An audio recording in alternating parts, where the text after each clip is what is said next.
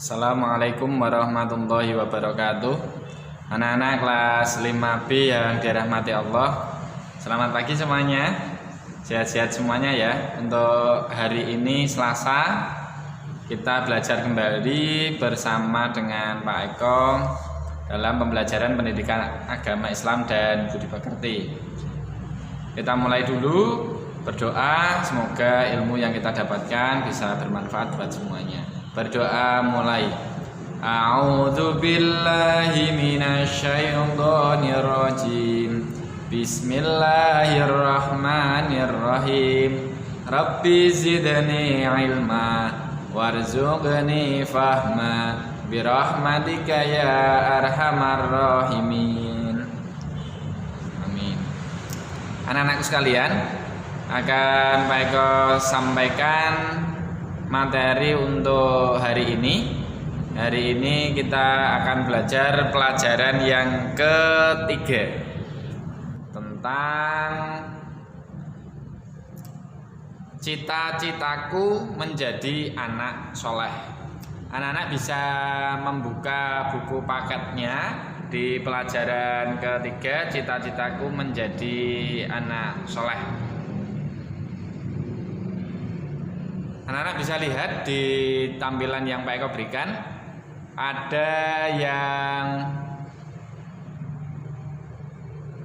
sedang melakukan ibadah sholat sujud. Ini anak sedang melakukan ibadah sholat sujud. Ini yang kedua,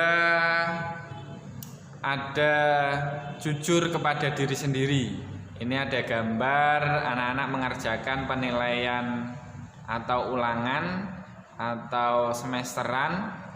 Dia mengerjakan dengan jujur atau diri sendiri. Dari kedua gambar ini adalah bagian dari menjadi anak yang soleh. Di antaranya dia selalu jujur, di antaranya dia tekun beribadah. Itu merupakan bagian dari ciri-ciri anak soleh. Karena yang memiliki sifat jujur akan disayang oleh Allah Subhanahu wa Ta'ala.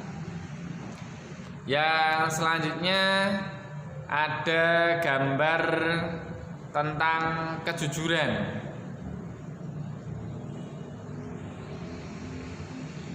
Di antaranya ini ada gambar mengembalikan sisa uang jajan kepada ibunya. Kalau kita dimintai tolong oleh orang tua kita untuk membeli sesuatu, maka jika masih ada sisa uang untuk kembalian, tetap diberikan kepada orang tua, karena ini merupakan bagian dari sifat atau sikap jujur. Yang selanjutnya anak-anak, ada gambar bersalaman dengan orang tuanya ketika akan berangkat sekolah. Anak-anak kelas 5 semuanya ketika mau berangkat sekolah dan pulang sekolah, apakah kalian selalu bersalaman kepada kedua orang tua? Jika masih belum rutin, maka rutinlah atau istiqomah dalam ketika mau berangkat ataupun pulang dari sekolah atau pulang dari pergi, anak-anak harus bersalaman kepada kedua orang tua. Selanjutnya bersalaman dengan guru ketika tiba di sekolah maupun ketika pulang sekolah, anak-anak harus juga bersalaman. Selain bersikap jujur anak-anak, ada hormat dan patuh kepada kedua orang tua. Perlu anak-anak ketahui, siapa yang melahirkan kita semuanya adalah ibu kita semuanya. Ibu anak-anak yang melahirkan sampai kita bisa dewasa seperti ini. Selanjutnya, ketika kita sudah diasuh oleh kedua orang tua kita dengan kasih sayang, kemudian kedua orang tua selalu terjaga ketika kita masih kecil, kita rewel orang tua dengan sabar. Nah, bagaimana bentuk bakti kita? Bentuk bakti kita adalah ketika kita di rumah selalu membantu kedua orang tua kita. Di antaranya adalah menyapu sampah yang ada di rumah, kemudian membantu membersihkan kamar tidur kita sendiri. Selanjutnya membantu mengasuh adik atau menyayangi adik. Selanjutnya untuk kebutuhan kita sendiri, kita mengaji, kita belajar, karena itu adalah harapan atau keinginan orang tua kita bisa menjadi anak yang soleh maupun solehah. Selanjutnya hormat dan patuh kepada guru. Ketika di sekolah, ketika di luar sekolah, guru adalah orang tua kedua setelah bapak ibu kalian. Jadi kalau bapak ibu adalah orang tua lahiriah yang melahirkan kalian, kalau guru adalah orang tua ruhaniyah yang memberikan kita informasi ilmu dari Allah Subhanahu wa ta'ala lantaran bapak dan ibu guru. Jadi ketika di sekolahan kita harus menyayangi dan menghormati bapak dan ibu guru. Terus, mengapa kita harus hormat dan patuh kepada guru? Nah, ini sudah Pak Eko jelaskan tadi. Guru adalah pengganti dari orang tua di sekolah. Guru yang mengajari kita, membimbing kita untuk membaca Al-Quran, untuk bisa mengetahui ilmu pengetahuan, bisa mengajari kita ilmu-ilmu tentang keagamaan, fikih, sholat, akhlak, dan lain sebagainya. Oleh karenanya kita harus hormat dan patuh kepada guru. Selanjutnya anak-anak, indahnya saling menghargai. Kalau kita menjadi orang atau anak yang saling menghargai, insya Allah kita juga akan dihargai dan dihormati oleh orang lain. Ketika ada orang lain berbicara, kita harus menghargai.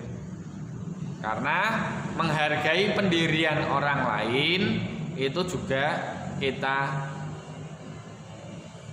harus lakukan. Apapun yang mereka lakukan, perbedaan dalam beribadah, perbedaan dalam berbuat atau bersikap, jika itu masih dalam koridor baik, maka harus kita hargai, harus kita hormati.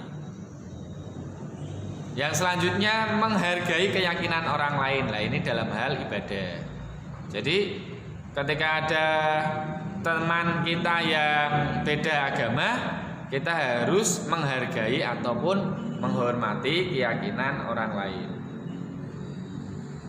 Selanjutnya ada menghargai pendapat orang lain dalam berbicara atau berdiskusi atau ngobrol. Ada teman kita yang berbeda pendapat dengan kita, kita harus saling menghargai. Saling menghargai itu akan lebih utama daripada kita malah mencela pendapat orang lain. Dengan kita saling menghargai pendapat orang lain, baik ketika di saat belajar kelompok ataupun ketika berbicara apapun, insya Allah itu akan kembali baik kepada kita. Jika tidak menghargai, maka juga akan kembali kepada kita. Kita tidak akan dihargai oleh orang lain. Itu saja anak-anak. pembelajaran pada pagi hari ini semoga bermanfaat dan silahkan anak-anak bisa mempelajari meringkasnya di buku paket dan anak-anak bisa mempelajari soal-soalnya karena sebentar lagi akan ada penilaian tengah semester.